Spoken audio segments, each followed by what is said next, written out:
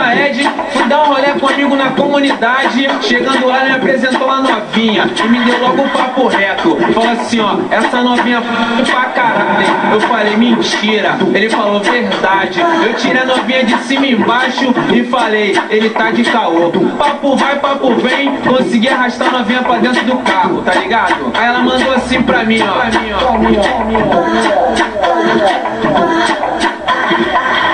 Deixa eu pegar na sua.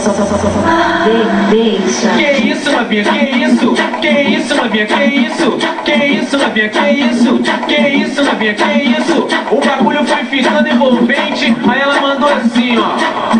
Bota na minha. Que isso, novinha? Que isso? Que isso, novinha? Que isso? Que isso, novinha? Que isso? Que isso, novinha? Que isso? Com aquela cara de safada, com aquela cara de tarada, ela mandou assim pra mim, ó.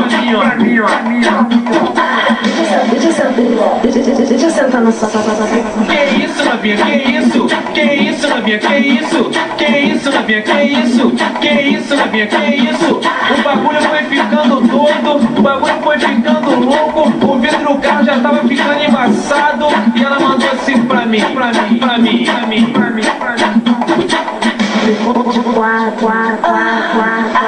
Que isso, novinha? Que isso? Que isso, novinha? Que isso? Que isso, novinha? Que isso? Que isso, novinha? Que isso? Já tava ficando embelezada, já tava ficando naquele clima. Quando ela mandou assim pra mim, eu não aguentei. Bota na minha cara. Caralho, novinha, que isso? Caralho, novinha, que isso? Caralho, novinha, que isso? Que isso, novinha, que isso? Caralho, novinha, que isso? Caralho, novinha, que isso? Caralho, novinha, que isso? Que isso, novinha, que isso?